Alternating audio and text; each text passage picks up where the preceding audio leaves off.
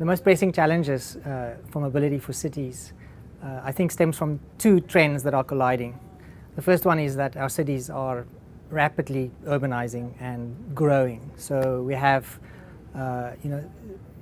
cities are expanding their footprints very quickly. A lot of the new people that are coming to cities are locating at the periphery, and we have people having to cover longer and longer distances to get to the places where they want to be. And on the other hand, we have very fast motorization happening. For instance, some data from Latin America in 2010 showed that there's about 2.5 new car registrations for every child that is born.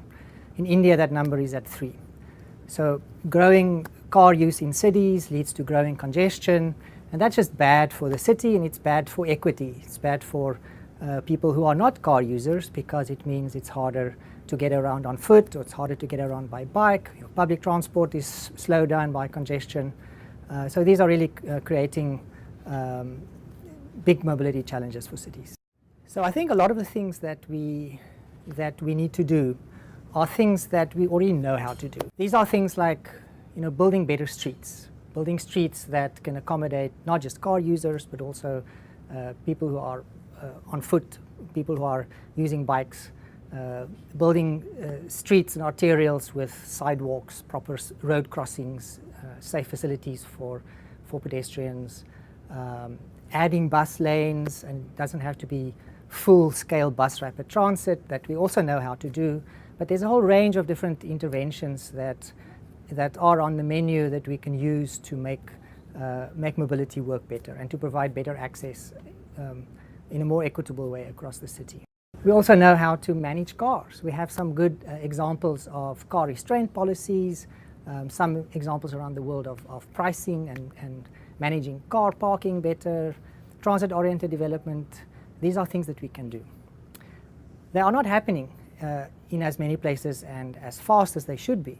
I think part of the question is, how do we empower cities to be doing the right things in the right places at the right times? I think there are 3 main challenges to implementing these solutions. The first one is to have astute and visionary political leadership. Cities are often captured by the agendas of drivers and of people who are relatively well off in the mobility chain, and they tend to dictate the kinds of investments and the kinds of decisions that cities make. We see this reflected in the amount of road space that's allocated to cars rather than to other transport users.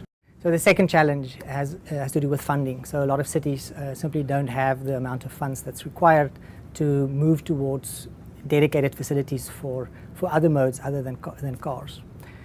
So there's a challenge around being able to capture some of the more of the benefits of transport investment back towards the transport sector to allow those benefits to help fund new public transport investments, new pedestrian infrastructure, and to build those into the existing projects that are being rolled out. The third challenge has to do with city capacity. So cities in the global south are hugely challenged by expansion and by new people arriving in cities looking for jobs and housing. And cities have really a hard time gaining some level of control over land use patterns and over urban expansion. And because transport and land use are really two sides of the same coin, this lack of control over urban growth really leads to a lot of transport problems as the city grows. So the solutions that we talk about that are in the first instance likely to address equity issues and issues of equitable access in cities are really the kinds of solutions that have been on the sustainable mobility agenda for decades.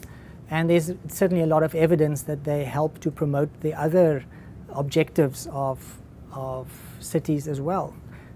Cities with good public transport, with integrated public transport, and with safe transport for everybody are more efficient. They have to spend smaller proportions of the city GDP or GGP on getting people around and moving goods around the city. And that leads to more productive cities and cities where people want to live, cities with higher quality of life. The same thing goes for environmental quality. So by investing in public transport and investing in better alternatives to cars and motorcycles, making it easier for people to get around on foot or by a bicycle, we're obviously promoting environmental health and environmental quality at the same time. So we see providing for equitable access as a doorway into addressing these other issues of productivity, economic growth, and environmental quality at the same time.